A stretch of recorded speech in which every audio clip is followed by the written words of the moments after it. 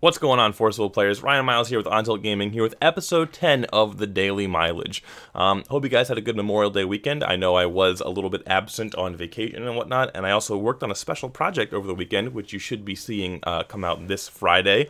It's a secret, so no more spoilers from me. But today we're going to be talking about, generically, the color wheel in Force of Will, more specifically, dual attribute cards and how Force of Will has kind of failed to make interesting decisions that aren't green when building a multicolor deck. This is kind of brought around by the new set, the R4 spoilers that we've seen. There's a lot of really cool cards that are in dual attributes, and most of them seem at worst playable and at best good, with like a couple exceptions. So I'm actually going to look all the way back to like Alice Cluster and kind of like go through all the dual attribute cards and like see how they represent color identity, and why they are or not playable, and why colors that aren't green seem so bad in Force of Will compared to everything else. And it's not just because like green has the best standalone cards in the game, right? You think Otherworld Dreams, Severing Winds, Fair Spell, True Blade, Tama, Sacred Elf, like they just have like half of a deck worth of insanely playable cards on their own, but like they also get a lot of good options in other colors, which I think is why green has like been consistently oppressive for the past, like, for the history of the game almost, but specifically since Rhea Cluster, or Lapis Cluster. So looking back all the way to Alice Cluster, I'm not going to do Grim Cluster because I didn't really play that much and I can't talk about the metagame as much, but going back to Alice, we had exactly 3 multicolor cards, and these Alice Cluster cards were played in Lapis Cluster decks, which is why I'm going to bring them up, and those 3 cards are Seal of Wind and Light, Space-Time Anomaly, and Priscia, Pursuant of Exploding Flame. Seal of Wind and Light is a green-white card. So let's just like real quick back up and talk about color identity in general. White is pretty much about life gain, barrier, protection, combat interaction, like miscalc, zeros, magic light, things like that. Blue is like a tempo color. It's kind of resting resonators, recovering resonators, returning resonators to the hand, drawing cards, transforming resonators into weaker things, like with Bear Magic and Fairy Potion Extract, or whatever the hell it's called. Red is just aggro, face, thunder your face, swiftness creatures, deal damage, that's red. Black is discard, life loss, some like remove from game stuff, usually, especially like working from the graveyard. And then green is everything, I think. It's ramp, it's counter spells, it's card draw, it's removal, it's everything. But like generically, it's like ramp plus counter spells plus, I mean, it's everything, right? So Seal of Wind and Light is a green and white card that is functionally just a better green card. Like, it doesn't really get anything from being white. Like, thematically, it was printed in the same time as Kaguya 3, so it was like trying to follow in that like line of like the archetype. But really, it's just a green card that gets better by having white in it. Like, it's just a counter spell that's better than any singularly green counter spell. Space-Time Anomaly, blue-black, it's card draw, so that's the blue part. It's remnant, so that's the black part. It's -5/-5, that's pretty black. So this feels like it should be a blue-black card, right? It was a very powerful card when it was legal, but not like overpowering.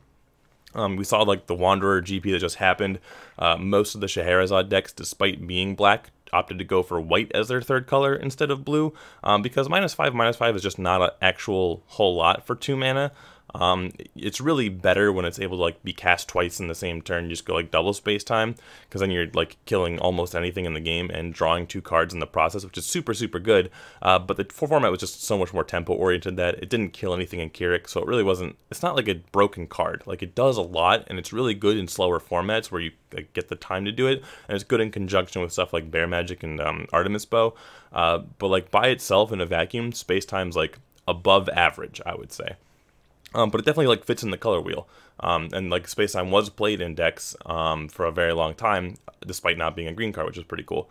And then Priscia, Pursuant of Exploding Flame is basically a better red card, actually. I think the green kind of is where the flying comes from, right? Because you can pay green mana to give it flying, so you not only are you playing a green-red card, but by paying green to give it flying, it's kind of fitting that tribal element, but mostly function as a better red card. So those are like the 3 cards. Seal of Wind and Light was like the best out of all of them, with Space Time in a very close second, but Seal of Wind and Light, again, just didn't borrow from the white attribute, like, thematically, and from the color wheel perspective, it just made a better green card.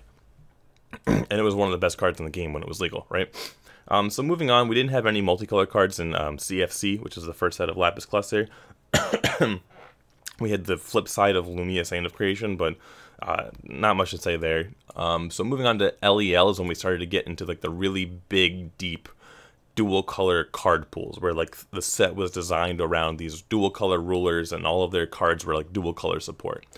So blue-black was Valentina 3.0, and the blue-black mechanic was fantasy tokens, and it was not good. So we looked at Space-Time Anomaly was the first blue-black card, and we had this potential for a really cool, powerful blue-black control ruler, and even like the text on Valentina was super good. Like it was good with Space-Time Anomaly, it was more removal, it was, Space-Time was card draw, so with blue we should be getting card draw, and instead we got like fishing and like look at the top of your deck and then make tokens. I guess it was just a blue card, but like there's an addition that makes tokens. There's guys that when they enter the battlefield make tokens, when they leave the battlefield make tokens. A removal spell that kills a guy or makes a token. Like it was just not good. Like blue-black was not carrying the weight for the control department. It was just trying to be this weird bad token buff deck that also happened to kill things, and it really dropped the ball. We did happen to get Valentina's Reach out of that color combination, so like that was pretty cool, but it really sucked that the ruler didn't get any cool spells to use with the ability. So whenever you cast a spell, you give something -X/-X. There was just nothing powerful enough to really warrant playing those colors to be able to just be a blue-black ruler. Then look at blue-red, and that's probably the second worst. I'm gonna give it second worst color combination we've seen in Force of Will. Try to like do something, because it was just ancient magic. Like there's no blue-red card from that set is playable standalone, to my knowledge. It was all just ancient magic nonsense, and it just wasn't good, like in any capacity. And it wasn't just because like the rulers were bad, it was just because like the support was so bad. Like you had ancient knowledge, and that was the only card you ever wanted to play, and you were just fishing for like combo pieces at that point. Like it just wasn't, there was nothing impactful in blue-red. And thematically, from the color identity standpoint, it didn't make any sense either. Like you had red, which was like burn, and you had some good red burn spells, and then you had blue, which was, bounce. We had Rising from the Depths, we had Ancient Knowledge, card draw, and these are just like these expensive draw burn spells, but like in blue-red you have no ramp. You just have the magic counters on your guys. You have no actual meaningful interaction. You're just drawing cards and then hoping that your combo pieces don't get sealed or discarded. And it's just like all around mediocre, and you could never splash blue-red in anything else. So if you wanted to be a 3-color deck, like you were blue-red, and then like your third color was your tertiary color. Like you would never be like a green and blue deck, splash red for ancient magic. It was just not something that you could do. You had to be completely devoted to the blue-red archetype, and it just wasn't good. So then you had red-white, which is the Lumia color, and you had some pretty cool thematic stuff in there. You had damage and life gain in red-white. You had Crimson Ray. You had the modal spell, which was draw a card, deal damage, or draw a card, gain life. So damage, life gain was kind of the thing there. You had the flicker effect from Lumia, which, it makes sense in white. Red's a little bit weird, but it was, I think, like thematic with Lumia, right? And that was cool. Like if you're going to introduce it, just throw it in a random dual color combination and have a good time. And then you had some random weird stuff that didn't really make any sense in red-white. Like you had Barrier Seal, and you had Lumia's Judgment, which is like interacting with the remove from game stuff pretty intensely. Like Barrier Seal is one of like the best blanket, just no graveyard interaction cards at all. Don't know why it's red-white. I would expect it to be a black card, maybe like black-white or even black-red based on future sets, future stuff from the set. But it was a red-white card, so okay. That kind of actually forced the black-red Gil Lapis from RDE to end up having to play white because it wanted access to that card so bad. Then you had Lumia's Judgment, which I guess you're just removing everything from the game. White does have Wraths, I believe, from Grim Cluster. Don't quote me on that. So it kind of made sense, but the red, again, just feels kind of out of place. But then you look at the green stuff from the set. You had Fox and Glorious. Fox just had good resonators. Like it had Lilius Petal Assistant, get back your Tama. It had Messenger of Fox. I don't remember the actual name of the card, which was like get a Magic Stone. Like that's just generically good, but like it was super good in Fox, so you didn't need to like splash it in anything else. Griffin, Manicore, Amit, like those are just powerful resonators, to like some of the best resonators you can play if you're hard casting a 5, 6, or 7 drop. Like, yeah, they're broken with Fox, but they're just good on their own. And you had Magic Wetlands in the set, which was just like decent ramp, not really tied to Fox, but just like a good card. And then you look at green-white, and that was Inheritance, and most of the Inheritance cards were actually pretty bad. You didn't have a whole lot going for that archetype. to splash on their decks. Not from the green-white perspective anyway. Later on, you do get Divine Bird of Ataraxia, but that's just a green card, so it's not really relevant to that argument. But you also got Kaguya's Moonbeam Butterfly, and you got Faria Summon, which are just great utility spells being added to the color green anytime they want to splash white. So they don't, like, thematically, once again, doesn't really make a lot of sense for green-white to be the color that's searching your deck. Like, that would almost definitely be a blue card in my mind, but they decided to give it to green-white, and they just kind of made green, once again, like, super consistent and super powerful. And even nowadays, you see green-white-black decks playing Shackles of Ice because they have Kaguya's Moonbeam Butterfly. So it even now has, like, far-reaching implications that green got that card. Next up we had, I'm gonna skip Vingal 3 because it was like, it's just like rehashing old rulers, and I didn't really want to look into it too much. I'm looking at like the overall set design of Lapis Cluster. So next up is RDE, right? So then we have Red Black, we have Gil Lapis 2.0, right? I think we were on 2.0 at that point. And that's like an interact with your opponent's RFG, interact with your own remove from game stuff, which is kind of, it makes sense. Black Red, Red kind of made Allosaurus kind of made red an RFG based color because of Allosaurus. So black red being an RFG manipulation sounded kind of cool. You got an Unending Hatred, which is looking at your opponent's hand and removing it from game. That sounds pretty good to be in black and red. Then you had End of Days, which I think is just an overall powerful card. That is good to be in black and red. You know, you want that kind of powerful recursion being in black, first of all, and then red as a secondary color is not too bad because it dies at the end of the turn, and red like has that play a guy, attack with it, and then it dies at the end of the turn kind of stuff. Obviously you can't attack when you play End of Days, but like they do have like temporary effects, right? Just like flickering, that was like a red thing, so sure, that's a thematically good card. And then we had, I'll skip that one for now, black white, and once again we had the Ancient Magic problem, where Ancient Magic is just, if you're building with these black-white cards from RDE specifically, like you do not have a whole lot that is going to go in a green-black-white deck or a red-black-white deck, just because they're so specific to Ancient Magic stuff. You like the March Hare, like Resonance black-white stuff, just not super good. And then Erasure is like 4 mana to kill something. But we did have World of Madness, which is like good to be in black-white. It's just stationary, -2/-2. Schrodinger's Observation, deal damage, gain life. That's what black does, that's what white does. It makes a lot of sense.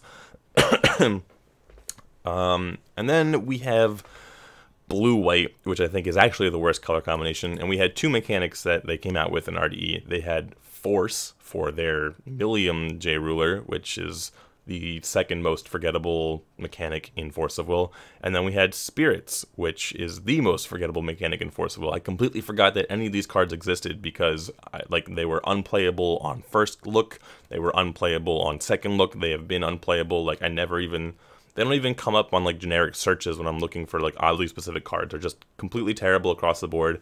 Blue-white got absolutely shafted, and it's part of the reason those are still 2 of the worst colors in Force of Will today, because they're like core set. Like blue-white and blue-red are like the 2 worst color combinations overall because their like core set support was so horribly thematic and just shafted across the board. But we did get Will-O-Wisp, which is like not functioning in one of those 2 archetypes, and Will-O-Wisp is not a terrible card. It's got Barrier, which is thematic white, it's got Card Draw, which is thematic blue, it's got Life Gain, thematic white, so like I like Will-O-Wisp. Never really took off in anything, but like that's a well-designed card from my perspective. And then for the green cards of the set, we had green-blue, which ended up being mostly treasury items, so green actually didn't get anything super good from the green-blue combination. But again, that's another reason why blue is is probably the worst color in Force right now, is because the core green-blue support was the worst support out of all of like the green dual supports. So we got Millennia Bond and then Door of Time are like the generic playable cards that we got from Green Blue. Millennia Bond still sees play today in Scheherazade. Door of Time, like I guess Ayu plays it, but it's never really taken off too much. But like those were still pretty powerful cards, and that's 2 entire cards that Green Blue got, where Red Black got like End of Days, Unending Hatred, which are like average at best. End of Days is only good in Lumia and only good in Lumia Reanimator, and that's completely kept out of the format because of Evil Elemental Uprising.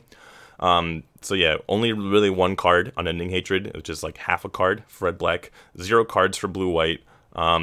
World of Madness and Schrodinger's Observation, I would say, is like barely 2 cards for Black White, and then Green Blue is this shitty treasury support, but they get Millennia Bond, and it's like the best card of the set almost. That's like a generic card, you know. It's just okay. So like, even when green gets shafted, green still gets the best cards. And then of course there was red green, which gave like this resonance mechanic. Like it was the most focused on magic stones, which is okay, could make sense because green, and then why not throw it on red and then give swiftness to everything. And of course they just gave red green Prisia, which of course you just take the best color in the game and then give it swiftness. That makes sense. That's all right. We got it. Good job, Force of Will. So that was red green. None of the other cards from red green really stood out too much. It was kind of just Mariabella, but like the cards that are red green are mostly like tunneled into that 2-color combination because they like focus on resonance so hard. So I guess that was cool. But they kind of, I don't know, there's still stuff I'm not really abusing that to this day. A lot of the red-green cards in RDE are forgettable. It wasn't until ENW when we got Sylvia that red-green was like actually terrifying and like the reason that people are still red-green today. Outside of the fact that when you're red, you get swiftness guys. When you're green, you get like protection, like the best cards in the game to protect your swiftness guys. And then you get Sylvia, which is unblockable and one of the best swiftness guys. So that's kind of why cards are still red-green, or decks are still red-green right now. So then we go to ENW, and we got exactly 10 cards, standalone, that were like supplements, and they're just like generic cards in their own. I'll just run through them real quick. We got Dawn of the Earth, phenomenal card, absolutely great. Would be like very, very playable even today if that card was not in blue-white. And because blue and white are just shafted so hard across the board, like imagine if like blue-white was a playable color combination, like green-blue-white could be something that existed. Like that would be so good to like cast when your opponent tries to flip Scheherazade, but you just can't. First of all, it gets countered by Fairy Spell for 1 mana, and it costs 2 mana, so that feels terrible. And then it also just like, it's the color combination, you know, like it's such a good card. Like it just does something impactful, super niche situations, like removing all of your opponent's 0-cost cards, like pretty niche. Making sure your opponent can't like cheat in a guy. It's good against Fair, good against Scheherazade, good against Lumia, but like outside of that, pretty hard to cast. And then I don't even remember the third mode. Recover a guy and give it barrier. Like that's super good for like pushing lethal damage. And on all these modes, you draw a card. Like what a solid, fun, interesting card that's like difficult to play around but like super satisfying to cast, and it's just terrible because you can't play blue-white in the deck right now. Like that's super disappointing, but I did like Dawn of the Earth. So then we have Gil Lapis Resonator, black-white, kind of just, like it just searches for a black or white card, so there's the theme for it, just searching a black card, searching a white card. Will of Despair, Precision, just like some random things tacked on there. Nothing like too thematic, but nothing like off theme either. So like Gil Lapis is a cool card, and also like still sees play. Then we have Kaguya, and in keeping with the tradition of the green-blue, is just kind of bad. Gets to seal 10 and does stuff, sure. Lars, blue-red, worst card in the set, makes sense. Okay, we're following with blue-red there. Lilius Petal just made Fox like absolutely broken once Alice Cluster rotated out. Like it was facilitating a lot of why Fox's like absolute dominating power was just too much. Mephistopheles, red-white, resting cards. You'd think that would be like a blue effect, but like it does make, like Meph was kind of printed for Lumia, where like you're resting your own guys to rest their guys, but like if you're resting Resonators, that's like a blue effect, I thought, but they put it in red-white, so okay. Sylvia, red-green, broken. Faria, Ultimate Swordsmaster Faria, just preventing damage in green-white, so that's a pretty white effect. Green just kind of tacked on there because they needed to make 10 of these cards, I guess. But Faria felt pretty thematic, right? Valentina, the blue-black one, Recursion, getting a dude back from graveyard, also discounted cost. I don't know if like discounting cost has a color wheel. I really don't think that fits in anywhere that like with the subject we're talking about. But it is like a reanimator effect, and it was just like thematically on Valentina, which was the blue-black ruler. So I guess that's why they made it blue. So I like that card a lot. Thematically and power level wise. And then Viola, which is, you probably forgot this card existed. It's red-black. Whenever this card attacks, you destroy a random Resonator. Okay, like red-black was pretty bad overall, and then they just didn't really give it anything, so sure. So that's like looking at the history of the cluster, right? They gave us 10 supported archetypes, and then they gave us like 10 support cards. And like of the supported archetypes, like green came out on top across the board every single time, and like all the other attributes and archetypes were just not playable, didn't have splashable support. So this is why I think green like really came out on top of like the color wheel, on top of having the best standalone cards. Just the fact that any combination of colors you wanted to build. Like, if you want to build like a red-black deck, you're like, what do I like? Do I want to just be red-black? Like, not really, because my red-black cards just aren't that good. So let me look into my 3 colors. Like, do I want to play blue-red cards? Do I want to play blue-black cards? No. Do I want to play red-white cards? Do I want to play red-black cards? No, not really. Or, sorry, white-black cards? Like, maybe, but not super excited about it. And then you look, oh, green-black cards. Well, these are pretty good. I've got wetlands if I want to ramp. I've got green-red cards. And then you've got the standalone green cards. Like, you just got so much going on in, like, green compared to everything else that you just can't make an argument for ever not playing it in the game right now, right? And then if we want to look at, like, the Rhea cluster, like, to finish off this long ramble, they started to pull a bit back towards color identity, and by that I mean they printed 2 black cards that kill a guy. They've got Null Darkness and Forbidden Arts. One's black-red, one's black-white. Okay, you're black, you're killing a guy. Oh, don't take that out of context. It's the card, all right? And then Twin Blades. Twin Blades is black-white. I should edit that out, but I'm not gonna. Black-white, buff a guy, minus a guy. Cool, you got the duality of black-white. And then you've got the flip side of Twin Blades is, I don't remember the name of it, but you either destroy a J Resonator, or you bring one back to life. So it's life-death, right? It's pretty cool. I like that card a lot, theme-wise. I've overused the hell out of that word, but like, it's cool, right? And it's not green, which is great. And then Ruin Story makes no sense thematically. It's like half of a counter spell, which I guess is green. It's got Bring a Guy Back, which is black, sure. And then it's got Banish a Resonator, which is black. And then you've got Flip 2 stories down, which is broken. So that fits the green theme. So Ruin Story is like thematically is actually pretty good. But you know. Just why does it have to be all these green cards are so good? Now they want to ban Ruin Stories, and I've talked about that for a long time. But anyway, so that's my overall like thoughts on another reason to like put the nail in the coffin of just green being the best color. And I hope that with these new dual spells being printed, a lot of them look super good. The blue-red one was the one that I was kind of like the most excited about, just because like it's just neat. You know, I really like that it's like doing this super cool thing. The green-red one seems broken. The Ataraxia, I talked about that in my last video. Just ramp and swiftness. That's a terrifying combination, but I mean, it's in color, so I think they're running wild with it. The green-blue one ramps you and draws a card, thematically great. You've got card draw. You've got blue-black is like removing cards from your deck. I don't know what that's supposed to do, but I'm happy that card exists because I feel like a lot of like archetypes just want that. Yeah, just a bunch of cool, like, you can go ahead and check them out in the spoilers. I'm not going to keep talking too much longer, but just, I think they're moving in the right direction, and from what Jeff Finnegan has said in the past about their changing philosophy to set design with the next Valhalla cluster, I'm really excited to see more dual color stuff. So, hopefully, with Lapis cluster rotating out, we're going to lose a lot of what makes you have to play green.